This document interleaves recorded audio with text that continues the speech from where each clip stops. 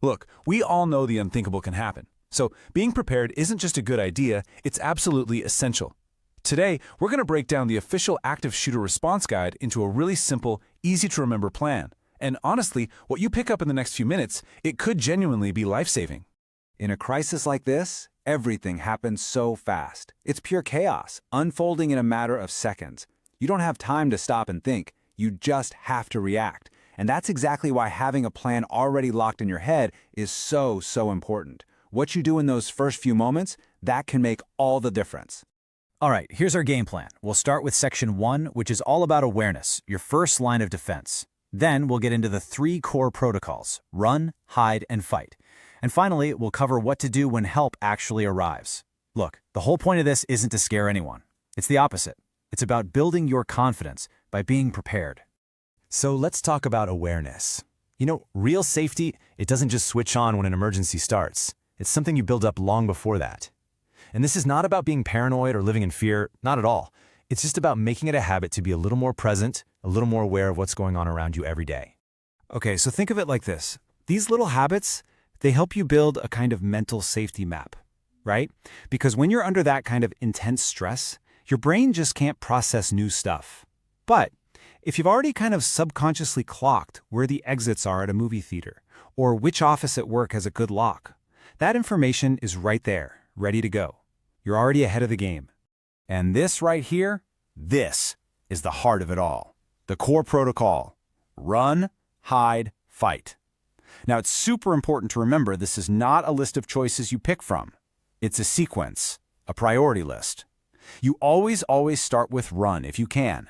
You only move to hide if you can't run, and you only move to fight as the absolute last resort. Each step lines up with how much danger you're in. Okay, let's jump into Protocol 1, run. This is your #1 priority. If there's a clear, safe path to get out, you take it. No hesitation. Your main goal is simple: get yourself as far away from the danger as possible. And the official guide could not be clearer about this. The second you hear something that sounds like gunshots, or you see a crowd of people running, that's your cue. That's your signal to go. Now, a lot of people have this natural instinct to freeze up, to kind of wait and see what's happening. You have to fight that urge. Taking action immediately is what's going to keep you safe. And here's a tough one, but it's crucial. Your stuff, your phone, your laptop, your bag, none of it matters. Just leave it. Drop everything and go.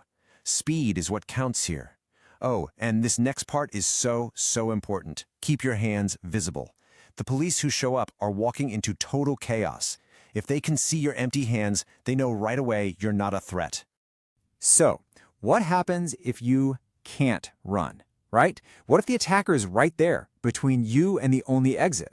Well, that's when we move on to the second protocol: hide. And I want to be really clear about this. Hiding isn't just passively waiting for it to be over. It's an active, strategic move to save your life. When you're hiding, you really have 2 goals. First, create a barrier. Second, disappear. You're trying to put as many solid objects and as much space between you and the danger as you possibly can. Every second you buy is another second for help to get there. So how do you do it? How do you turn a regular room into a temporary safe space? Well, first, lock that door. Then, barricade it. Use anything you can find that's heavy: a desk, a filing cabinet, chairs, anything. After that, you go completely dark, lights off. And your phone? Put it on silent. Not vibrate, completely silent. Every single one of these steps makes you a tougher target. All right, we need to talk about the last option, the one nobody ever wants to think about, but you have to know it. That's Protocol 3, fight. And let me be perfectly clear here. This is the absolute 100% last resort. You only do this when your life is in immediate danger and you have no way to run and nowhere to hide. This isn't about trying to be a hero. This is purely about survival. It's the strategy for that worst-case scenario. You're face-to-face with the attacker and there are literally no other options left. The whole idea here is to create chaos and overwhelm the attacker. You have to be aggressive. You have to commit. Use the element of surprise. And literally anything can be a weapon: a fire extinguisher, a chair, even a heavy book. And if there are other people with you, work together, act as a team.